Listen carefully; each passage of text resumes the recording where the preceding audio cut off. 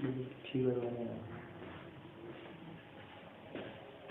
Friends, स्वागत है आप सभी का अपने यूट्यूब चैनल कुमार गगन जीएस सेंटर में। मैं गगन कुमार आज फिर लेकर आया हूं संविधान के एक महत्वपूर्ण टॉपिक, संविधान निर्माण की प्रक्रिया।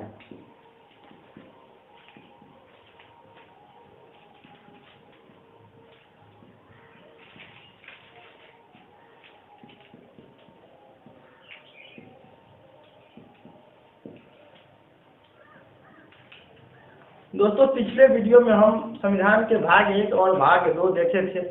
आज देखते हैं संविधान निर्माण की प्रक्रिया क्या थी। संविधान निर्माण की प्रक्रिया, कैसे संविधान की निर्माण हुई, कौन कौन से आयोग आए, गठन कैसे हुआ, इसके बारे में आज हम देखते हैं। तो सबसे पहले जो संविधान निर्माण के लिए मांग उठी वो संविधान सभा की मांग उठी।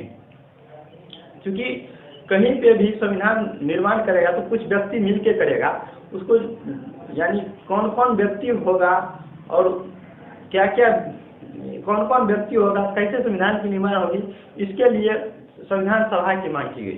तो संविधान सभा की मांग पहले किसने की? तो 1934 ईस्वी में M.N. राय ने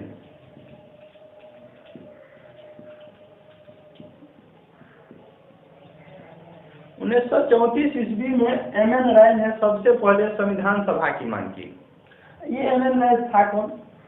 ये भारत में वामपंथी दल के आंदोलन के नेता था M.N. राय। प्रखर नेता, यानी सबसे तेज नेता, तेज तराक चलाक नेता ये था M.N. राय। वामपंथी दल के नेता था।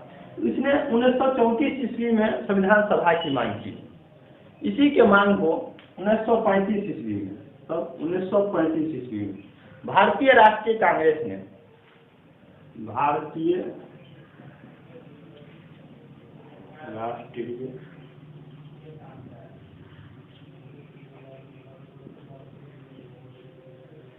इसी के मांग को 1935 ईस्वी में भारतीय राष्ट्रीय कांग्रेस ने फिर ब्रिटिश सरकार से मांग की। 1935 ईस्वी में भारतीय राष्ट्रीय कांग्रेस ने ब्रिटिश सरकार से संविधान निर्माण के लिए आधिकारिक रूप से संविधान सभा के गठन की मांग की। और संविधान सभा के गठन की जो मांग की, इसी मांग को 1938 ईस्वी में जवाहरलाल नेहरू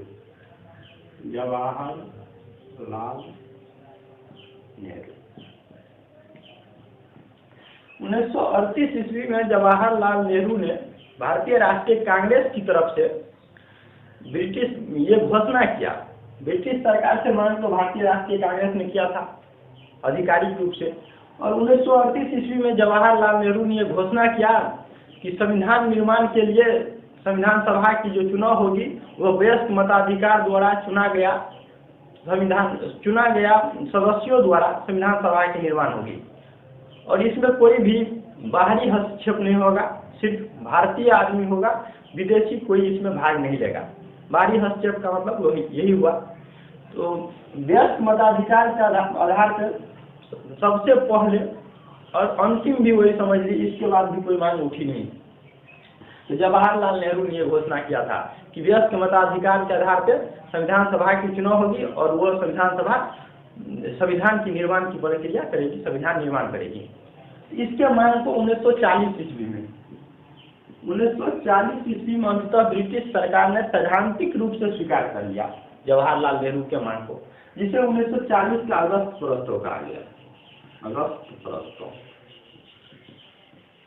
1940 का ऐसे अगस्त प्रस्ताव कहा गया। इसके बाद ब्रिटिश सरकार को लग गया कि अब संविधान की निर्माण करना पड़ेगा। इसने अपने कैबिनेट मंत्री सर स्टैफोर्ड क्रिप्स 1942 ईस्वी में, कब आया था? 1942 ईस्वी में कैबिनेट मंत्री, ब्रिटिश सरकार के कैबिनेट मंत्री, ब्रिटिश सरकार के कैबिनेट मंत्री, ब्रिटिश सरकार के कैबिनेट मंत्री सर स्टैफोर्ड क्रिप्स, सन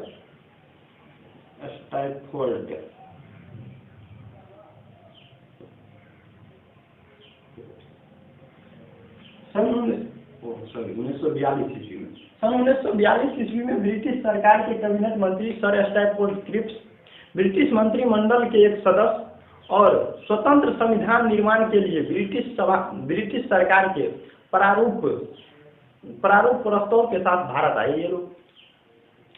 इस लोग को संविधान निर्माण के लिए जो प्रक्रिया थी वो लेकर आए थे। मुस्लिम लीग ने क्या किया, क्रिप्स प्रस्ताव को स्वीकार कर दिया।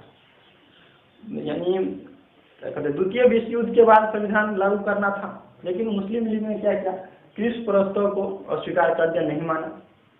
तब जाके अंततः ब्रिटिश सरकार ने एक कैबिनेट मिशन भारत भेजा। लेकिन सबसे पहला प्रश्न यहाँ पे ये उठता है कि मुस्लिम लीग ने क्रिप्स प्रस्ताव को माना क्यों नहीं। तो मुस्लिम लीग की अपनी एक मांग थी, उसका मांग था कि भारत को 2 स्वायत्त हिस्सों में बांट दिया जाए और दोनों के लिए अलग अलग संविधान सभा बनाया जाए। तो लेकिन तब जाके ब्रिटिश सरकार कैबिनेट मिशन भारत भेजा। कैबिनेट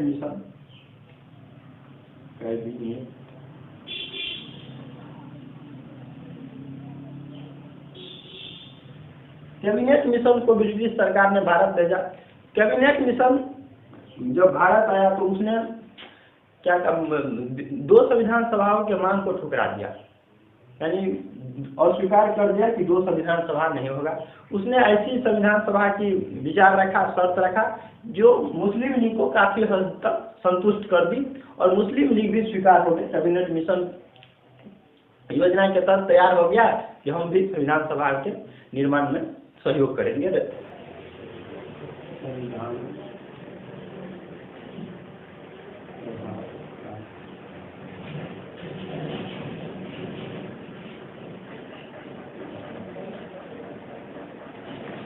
संविधान सभा की जो मांग थी वो खत्म हो गई और मुस्लिम लीग भी शामिल हो गया संविधान सभा में। तब जाके संविधान सभा के गठन की बात थी कि गठन कैसे होगा। ये कैबिनेट मिशन जो आया था जिसके तहत मुस्लिम लीग को मनाया गया कि आप संविधान सभा में भाग लीजिए, उसमें ये चर्चा किया गया था कि संविधान सभा के गठन कैसे होगी। उसमें पहला बात कहा गया कैबिनेट मिशन में,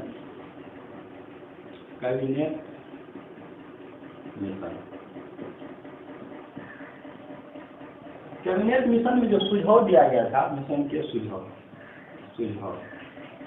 यानी इसके तहत कैबिनेट मिशन के सुझाव के तहत संविधान सभा के गठन होगा। इसमें कहा गया था कि 300 संविधान सभा में कुल सदस्य 389 होगा।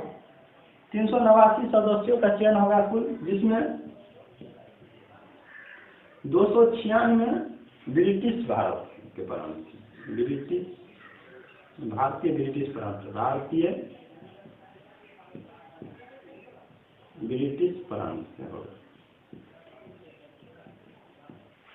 296 सीटों का चुनाव भारतीय ब्रिटिश प्रांत से होगा और 93 सीटों का चुनाव देशी रियासतों के द्वारा होगा।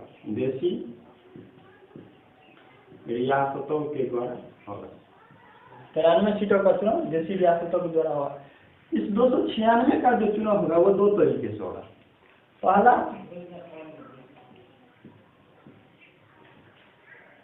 कहा गया है कि 296 यानी इसमें 389 सदस्य होगा, जिसमें 296 भारतीय ब्रिटिश प्रांत से और 93 देशी रियासत से। 296 में भी 292 11 गवर्नर के प्रांत से होगा। 11 गवर्नर के प्रांत से, 11 गवर्नर के प्रांत से और 4 जो सदस्य हैं उसका सदस्य मुख्य है, उसका चुनाव मुख्य आयुक्त के प्रांत से होगा।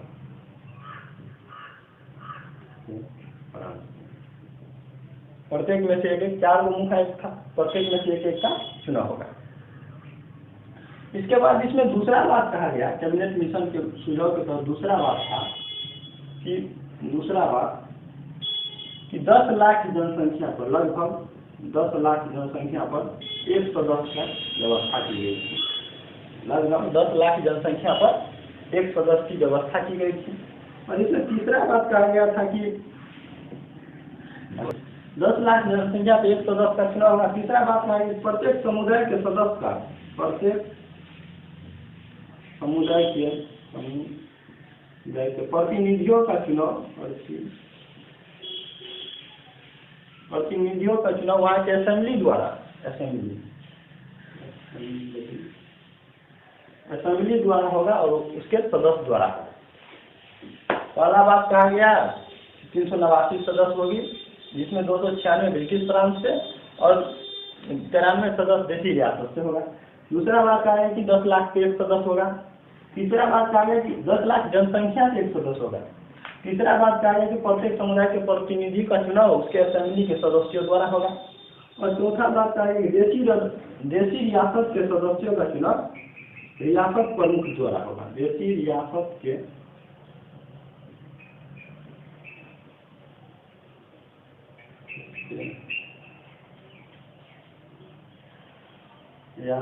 सदस्यों का चुनाव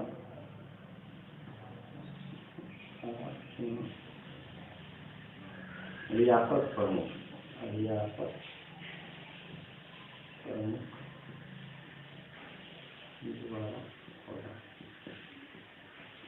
चौथा बात कहा कि देशी रियासत के सदस्यों का चुनाव रियासत प्रमुख द्वारा होगा। इसके बाद हुआ क्या कि जुलाई अगस्त 1946 में जाके चुनाव की प्रक्रिया खत्म होगी, संविधान सभा की चुनाव होगी। जुलाई अगस्त 1946 जुलाई अगस्त 1946 चुनाव प्रक्रिया खत्म हो गई। चुनाव प्रक्रिया जो हुई वो मात्र 296 सीट पे थी। जो ब्रिटिश प्रांत को, भारतीय ब्रिटिश प्रांत को 296 सीट दी गई थी, उसी पे चुनाव हो, जिसमें से 208 मिला भारतीय राष्ट्रीय कांग्रेस को। भारतीय राष्ट्रीय कांग्रेस को 208 सीट मिली भारतीय राष्ट्रीय कांग्रेस को, 73 सीट मिली मुस्लिम लीग को। 73 सीट मिली मुस्लिम लीग को और 15 मिली अन्य सदस्य को। अन्य में कौन था? स्वतंत्र सदस्य था और कुछ छोटे दल के नेता थे, इसको भी 15 सीट मिली। इसके बाद संविधान सभा में कुछ महिलाएं भी भाग ली थी और उस समय के जो बड़े बड़े हस्ती थे सभी संविधान सभा में भाग लिए थे, महात्मा गांधी को छोड़ के। महात्मा गांधी ने संविधान सभा में भाग नहीं लिया और इसमें 296 सीटों का मात्र चुनाव होगा, 73 सीट का चुनाव नहीं होगा। ये 93 सीटों का चुनाव है, क्योंकि ये 93 सीट देशी रियासत को दिया गया था। देशी रियासतों ने खुद को संविधान सभा से अलग कर लिया, उसने संविधान सभा में उस समय भाग नहीं लिया। अब संविधान सभा के गठन हो गया। अब कार्य प्रणाली को देखते हैं, कार्य कैसे हुआ। कार्य प्रणाली, संविधान सभा की पहली बैठक 9 दिसंबर 1946 को हुआ। 9 दिसंबर 1946 को संविधान सभा की पहली बैठक 9 दिसंबर 1946 को हुआ। ये क्वेश्चन पूछा जाता है कि संविधान सभा की पहली बैठक कब हुई। तो संविधान सभा की पहली बैठक 9 दिसंबर 1946 ईस्वी में। इसमें क्या क्या हुआ? इस बैठक का मुस्लिम लीग ने बहिष्कार किया, क्योंकि मुस्लिम लीग की मांग थी कि अलग पाकिस्तान की निर्माण किया जाए, भारत को 2 भाग में बांट के पाकिस्तान की निर्माण किया जाए। उसने यानी बैठक का बहिष्कार किया, इसीलिए इसमें सिर्फ 211 सदस्य ने भाग लिया। पहली बैठक में सिर्फ 211 सदस्य आए थे, क्योंकि मुस्लिम लीग के कुछ सदस्य नहीं आए, वो संविधान सभा के बैठक के बहिष्कार किया। और फ्रांस की सभा की तरफ जो वरिष्ठ सदस्य थे, वरिष्ठ सदस्य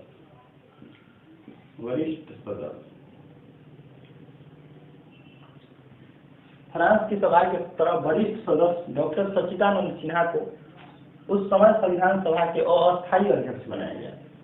अस्थायी अध्यक्ष डॉक्टर सच्चिदानंद सिन्हा।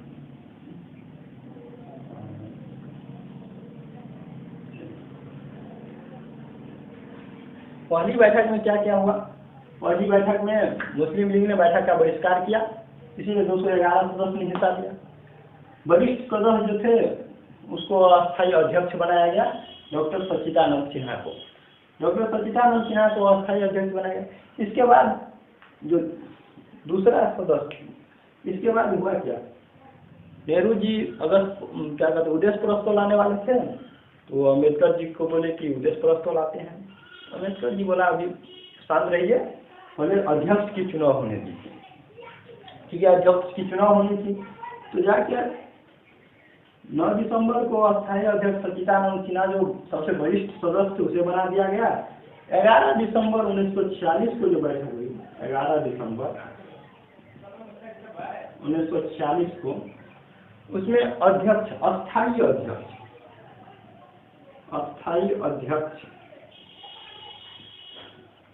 अस्थायी अध्यक्ष के रूप में निर्वाचन डॉक्टर राजेंद्र प्रसाद का हुआ। डॉक्टर राजेंद्र प्रसाद का अस्थायी अध्यक्ष के रूप में निर्वाचन हुआ और उपाध्यक्ष के रूप में इसी प्रकार उपाध्यक्ष का चुनाव हुआ, निर्वाचन हुआ। इसमें डॉक्टर एस.सी.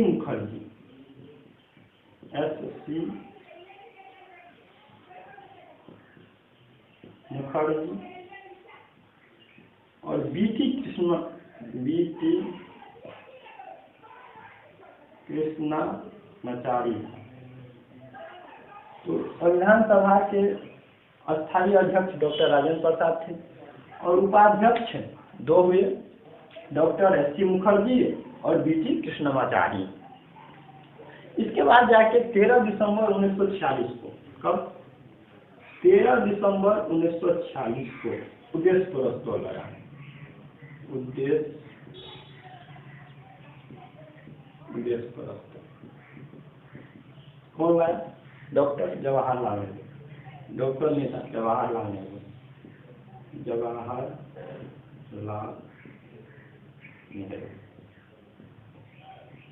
पंडित जवाहरलाल नेहरू। 13 दिसंबर 1946 ईस्वी को पंडित जवाहरलाल नेहरू ने ऐतिहासिक उद्देश्य प्रस्ताव संविधान सभा में दिया। उद्देश्य प्रस्ताव में देश की कार्य प्रणाली कैसे चलाएगी उसकी झलक थी। इसके बाद 22 जनवरी 1947 को, 22 जनवरी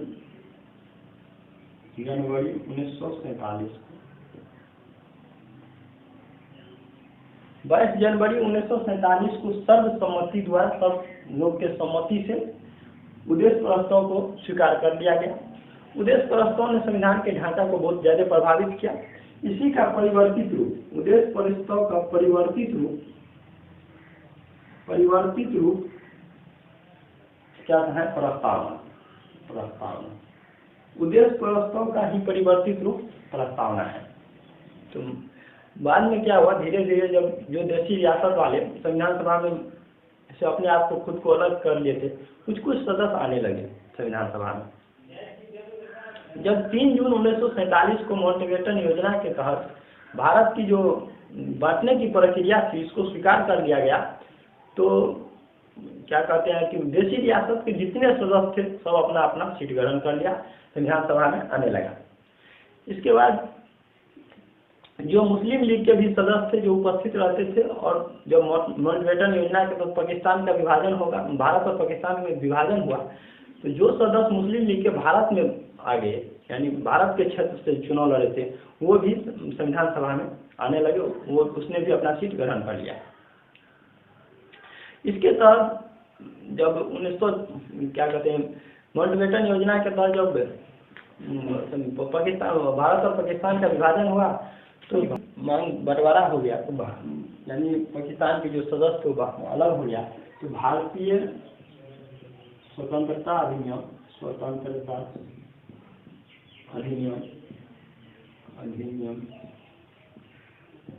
1947 लाएगा। भारतीय स्वतंत्रता अधिनियम 1947 लाएगा। इसके तहत संविधान सभा में 3 परिवर्तन किया गया। पहला, संविधान सभा को ये शक्ति दिया गया कि आप स्वेच्छा से एक संप्रभु निकाय बनाया गया कि आप एक संविधान का निर्माण करिए, और ब्रिटिश संसद में जो भारत के लिए नियम बनाया गया था उसमें परिवर्तन कर सकते हैं, उसको खत्म कर सकते हैं। पहला बात ये कहा गया था। और दूसरा बात कहा गया कि आप विधायिका संविधान सभा को एक विधायिका के रूप में भी कार्य दिया गया। दूसरे शब्दों में कह सकते हैं कि संविधान सभा को 2 कार्य दिया गया।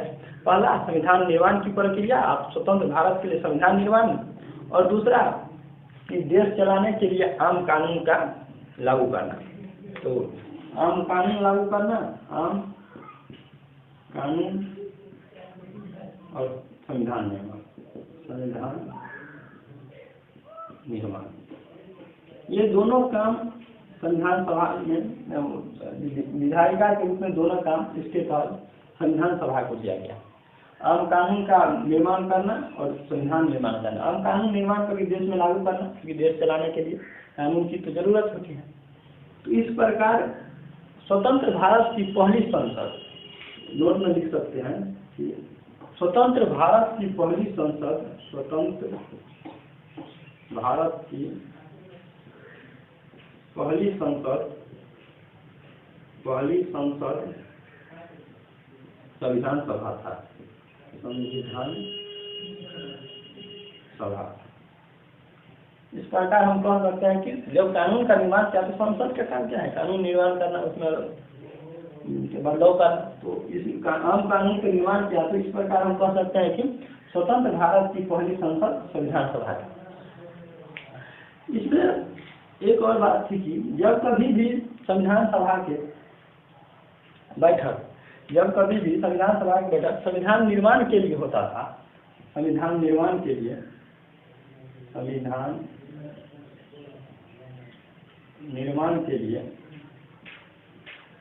तब अध्यक्ष होता था, अध्यक्ष डॉक्टर राजेंद्र प्रसाद, डॉक्टर राजेंद्र प्रसाद।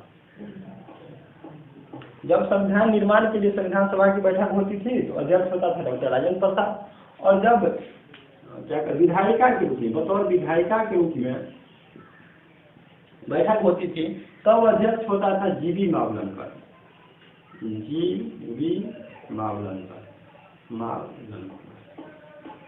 तो संविधान सभा के संविधान निर्माण के लिए संविधान सभा का अध्यक्ष होता था डॉक्टर राजेंद्र प्रसाद, और विधायिका के लिए, कानून निर्माण के लिए, आम कानून बनाने के लिए संविधान सभा का अध्यक्ष होता था जीवी मावलंकर।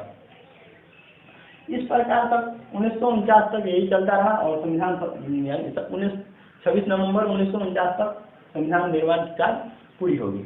और इस दो बार देखिए, इसमें 3 परिवर्तन किया गया था। तीसरा परिवर्तन क्या था कि जो तीसरा परिवर्तन था, जो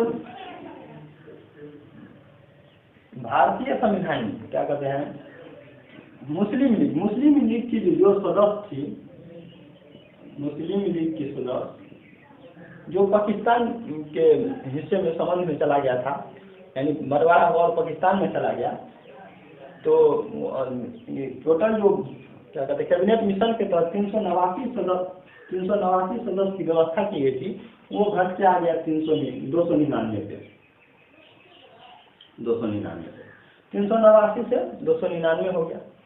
इसमें जो ब्रिटिश प्रांत को 296 सदस्य दिया गया था, वो घट के आ गया 229 पे, और देशी रियासत को 93 सदस्य दिया गया था, वो घट के आ गया 70 पे। तो 70 229 299 हो गया। तो ये हो गया क्या, ब्रिटिश प्रांत के, ब्रिटिश प्रांत, ये देशी रियासत, देशी रियासत। क्या हुआ, तीसरा परिवर्तन इसमें हुआ कि 389 से 299 हो गया, और जो ब्रिटिश प्रांत को 296 सदस्य था वो 229 हो गया, और देशी रियासत को 93 से 70 हो गया। ये 229 सदस्य का चुनाव 12 ब्रिटिश प्रांत से हुआ, 12 ब्रिटिश प्रांत से 229 सदस्य का चुनाव हुआ, और 29 देशी रियासत से, देशी रियासत से 70 सदस्य का चुनाव। 12 ब्रिटिश प्रांत से क्या कहते हैं 229 सदस्य का चुनाव हुआ, और 29 देशी रियासत से 70 सदस्यों का चुनाव हुआ। ये चुनाव प्रक्रिया होने के बाद संविधान सभा, क्योंकि क्या कहते हैं संविधान निर्माण की प्रक्रिया पूरी हो गई थी। संविधान निर्माण की प्रक्रिया में कुल 11 सत्र हुआ, 11 सत्र हुआ, 11 बैठक नहीं, 11 सत्र हुआ। बैठक वो जैसे हुआ था, सत्र 11 हुआ। संविधान सभा में कुछ अन्य कार्य भी किया। अन्य कार्य के रूप में देखेंगे तीसरा पहला मई 1949 में, मई 1949 में राष्ट्रमंडल में भारत का सत्यापन हुआ, भारत का सत्यापन किया, मई 1949 में राष्ट्रमंडल में भारत का सत्यापन किया। दूसरा 24 जनवरी 1950 को, 24 जनवरी 1950 को राष्ट्रगान अपनाया, राष्ट्रगान अपनाया। इसके बाद 24 जनवरी 1950 को ही, 24 जनवरी 1950 को ही राष्ट्रगीत अपनाया, राष्ट्रगीत अपनाया। इसके बाद 24 जनवरी, चौथा कार्य में 24 जनवरी 1950 को ही भारत के राष्ट्रपति, भारत के पहले राष्ट्रपति, पहले राष्ट्रपति के रूप में, राष्ट्रपति के रूप में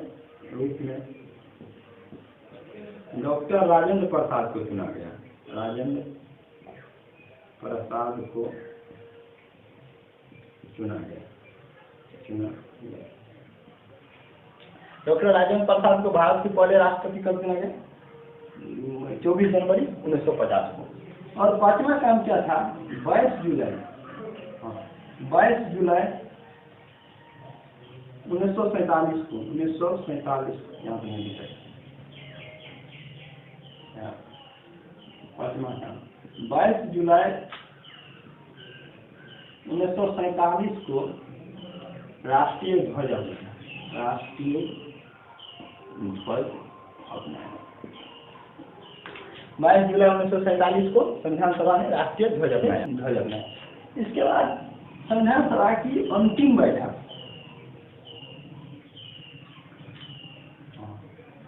22 जुलाई 1947 को राष्ट्रीय ध्वज अपनाया। संविधान निर्माण में पहले देखते क्या, संविधान निर्माण में 2 वर्ष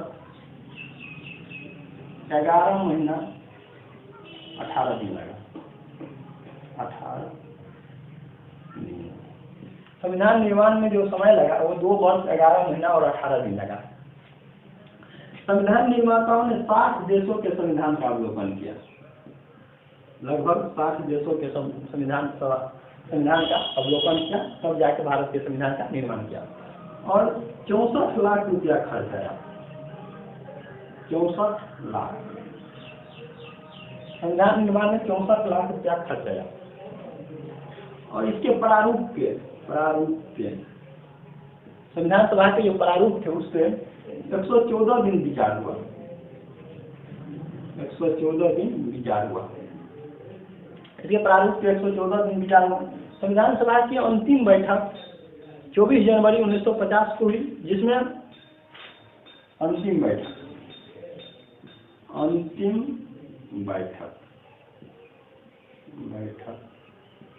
24 जनवरी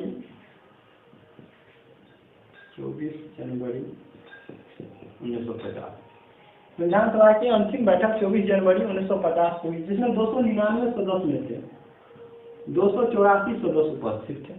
और ये 284 सदस्य संविधान सभा पे सिग्नेचर साइन किया, हस्ताक्षर किया।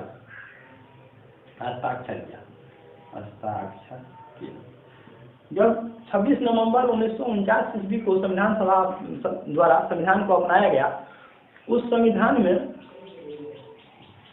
प्रस्तावना थी, 395 अनुच्छेद थी और 8 अनुसूचियां थी। नए विधि मंत्री डॉक्टर भीमराव अम्बेडकर थे। नए विधि मंत्री डॉक्टर भीमराव अम्बेडकर संविधान सभा में अपनी प्रारूप को रखा। संविधान निर्माण में उसने बढ़ चढ़ कर भाग लिया। वह अपनी तर्कसंगत और एवं प्रभावशाली दलीलों के लिए जाना जाता था। उसे भारतीय संविधान के पिता कहा जाता है। किसे भारतीय संविधान के पिता किसे कहा जाता है? कभी कभी क्वेश्चन पूछता है डॉक्टर भीमराव अम्बेडकर को। डॉक्टर भीमराव अम्बेडकर के बारे में कहा गया कि भीमराव अम्बेडकर के बारे में कहा कि महान लेखक, संविधान विशेषज्ञ, अनुसूचित जातियों के निर्विवाद नेता और भारत के प्रमुख शिल्पकार को आधुनिक मनु के रूप में जाना जाता है। डॉक्टर भीमराव अम्बेडकर को आधुनिक मनु की संज्ञा किसे दी गई? डॉक्टर भीमराव अम्बेडकर को, डॉक्टर भीमराव अम्बेडकर, आधुनिक मनु की संज्ञा ली गई। इसके बाद संविधान के पिता, भारतीय संविधान के पिता, भारतीय संविधान के पिता और आधुनिक मनु के रूप में जाना जाता है डॉक्टर भीमराव अम्बेडकर। हम देखिए कि संविधान निर्माण की जो प्रक्रिया थी पूरे देखिए। अब अगले वीडियो में कभी प्रस्तावना क्या है, इस पे वीडियो बनाएंगे, प्रस्तावना क्या है पूरा उस प्रस्तावना को देखेंगे। तो मिलते हैं नेक्स्ट वीडियो में। मिलने की वादा नहीं कर सकते हैं क्योंकि मौत का मौसम चल रहा है, कभी भी जान जा सकता है। फिर भी देखते हैं क्या होता है। मिलते हैं अगले नेक्स्ट वीडियो में, तब तक के लिए जय हिंद।